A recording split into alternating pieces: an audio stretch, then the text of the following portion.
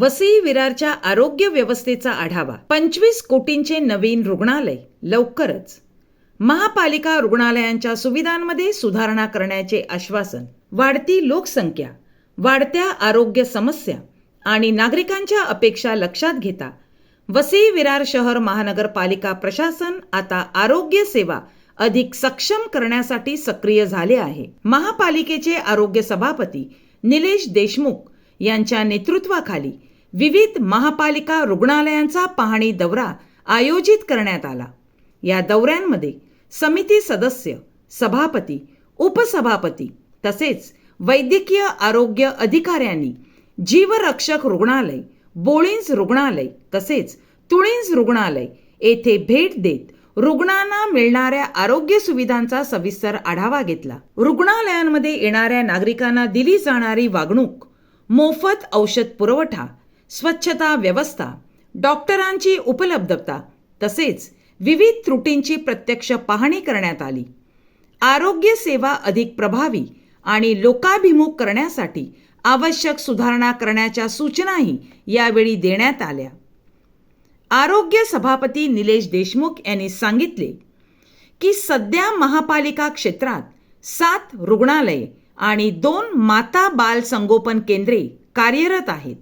Doctor आणि मनुष्यबळाची कमतरता असतानाही नागरिकांना अधिक चांगल्या सुविधा देण्यासाठी प्रशासन प्रयत्नशील आहे. वाढत्या लोकसंख्येच्या तुलनेत आरोग्य यंत्रणेवर मोठा ताण निर्माण होत असताना विद्यमान रुग्णालयांची क्षमता वाढविणे आणि सुविधांचे आधुनिकीकरण करणे ही काळाची गरज असल्याचे यावेळी त्यांनी स्पष्ट केले. दरम्यान आचोळे येथे माजी आमदार क्षितिज ठाकूर यांच्या वाढदिवसानिमित्त मंजूर करण्यात आलेल्या 25 कोटी रुपयांच्या भव्य रुग्णालयाचे काम लवकरच पूर्ण केले जाणार असल्याची महत्त्वपूर्ण माहितीही यावेळी देण्यात आली. या नव्या रुग्णालयांमुळे परिसरातील नागरिकांना अत्याधुनिक आणि सुलभ आरोग्य सेवा उपलब्ध होण्याची अपेक्षा व्यक्त केली जात आहे.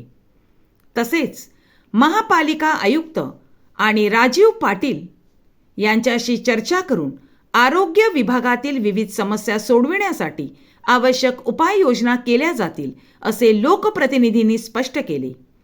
वसई विरार सारख्या वेगाने वाढणाऱ्या शहरामध्ये आरोग्य सुविधा सक्षम करणे ही मोठी गरज बनली असून महापालिकेच्या या पाहणी दौऱ्यामुळे आरोग्य व्यवस्थेतील त्रुटी दूर होऊन नागरिकांना अधिक दर्जेदार सेवा मिळतील अशी अपेक्षा व्यक्त केली जात आहे. जे कालपासून समिती सदस्य आणि सभापती, उपसभापती आणि आपल्या एमओसमध्ये आम्ही पाहणी दौरा कालपासून चालू केलेला आहे. आम्ही विरार चंदनसर येथील जीवदानी रुग्णालयाला काल भेट दिली, त्याप्रमाणे बोळिंज हॉस्पिटलला पण भेट दिली आणि आज आम्ही नालासोपारा तुळिंज येथील हॉस्पिटलला भेट दिलेली आहे. खरं म्हणजे आम्ही या ठिकाणी पाहणी करत असताना आम्हाला बऱ्याचशा रुग्णांच्या काही समस्या, या ठिकाणचे स्थानिक लोकप्रतिनिधी या सगळ्यांना आम्ही बरोबर घेतलं. यांच्या काही तक्रारी आहेत किंवा यांच्या काही सूचना आहेत, या सगळ्याचा आम्ही या ठिकाणी आढावा घेतला बसून. या ठिकाणी आमच्या एमओज मॅडमसुद्धा होत्या. या ठिकाणच्या स्थानिक आमच्या या हॉस्पिटलच्या मुख्य अशा आमच्या डॉक्टर यासुद्धा आमच्या समेत होत्या आणि या ठिकाणी केलेल्या सूचनेप्रमाणे येणाऱ्या काळात आम्ही काम करण्याचा प्रयत्न करू. आम्हाला या ठिकाणी काही तक्रारी अशा आल्या की सुरक्षासंबंधी आम्हाला काही तक्रारी आल्या, त्याचप्रमाणे रुग्णांच्याबद्दल जी वागणूक या इकडनं दिली जाते त्याबद्दल काही तक्रारी आम्हाला दिलेल्या असतात. लोकप्रतिनिधींच्या काही सूचना असतात, त्यांना पण त्या पद्धतीने घेतलं जात नाही किंवा त्याला त्या पद्धती चांगल्या प्रकारे उत्तर दिले जात नाही असं आम्हाला या ठिकाणी कळलं.